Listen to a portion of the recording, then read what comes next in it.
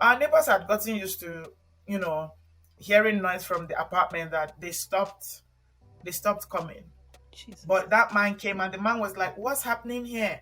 Gender advocate, I never forget that day. He kept saying, "Gender advocate, what's happening here?" Next guest on the show is Blessing Timidi, a prominent Nigerian influencer in the women's rights space. Blessing shares with us that despite being famous for her work on women's rights, she was stuck behind closed doors with her ex-husband who was verbally, physically, and financially abusive for 6 years. Blessing joins us to share some of her stories and what made it difficult for her to leave that relationship. I actually did leave a couple of times. I did leave. I left one time and found out that I was pregnant again.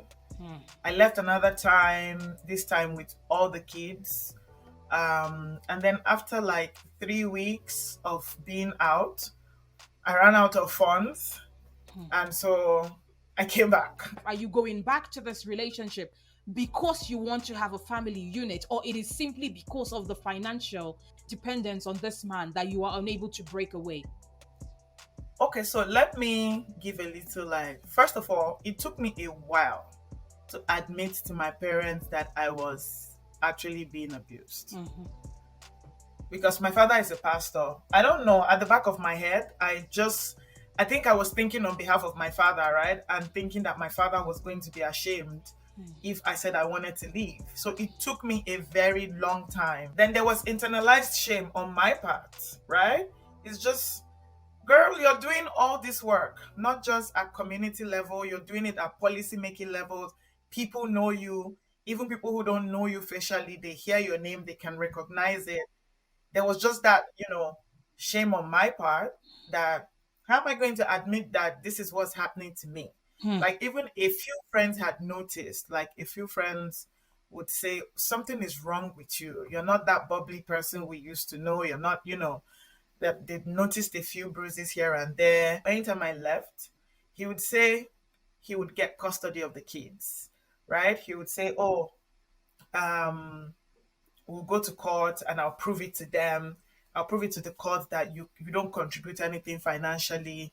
You are not capable of taking care of these children, and I'll take the children from you."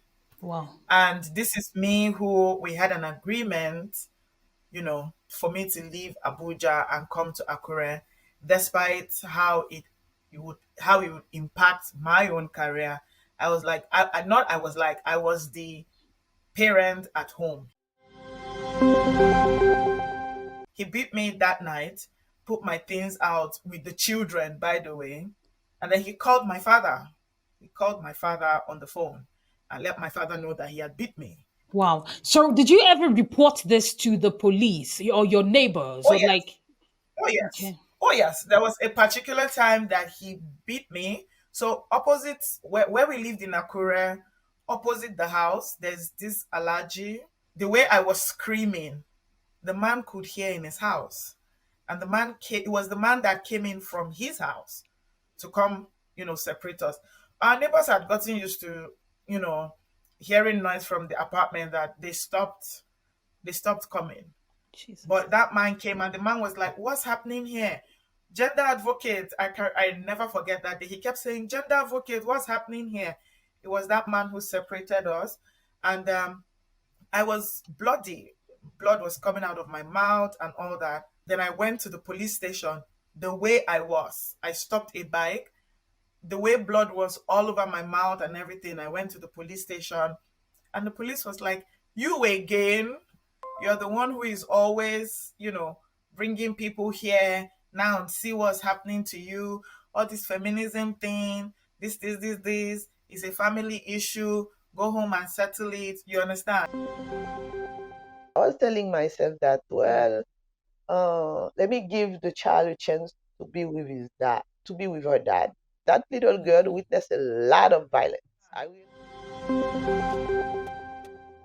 I would love to get your take back from, or takeaway rather, from your experience, not just as the person who experienced the violence, but also as an expert in the field. How are you able, what are you seeing looking back as a victim or as a survivor, and then as a professor in that field? It's funny that you ask me this because I think last week I put out a tweet saying leaving an abusive situation is very easy on paper. And Mm-hmm. I've learned that selfishness is good.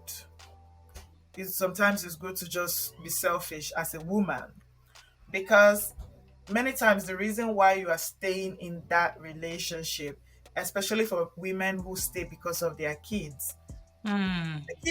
the kids can see, the kids know, you understand. My younger daughter, then we had a visitor come to the house, and out of the blue, nobody asked this child, she just told our visitor, do you know my daddy beats my mommy? And I wanted to enter the ground that day, like I wanted an No. earthquake to happen. The person she told that thing to is on Twitter. So, selfishness, women need to learn how to be selfish and choose themselves. Yeah, it's hard. It's hard. I know it's hard to say, oh, just leave the children and go, right? But Mm-hmm. sometimes you have to, choose yourself.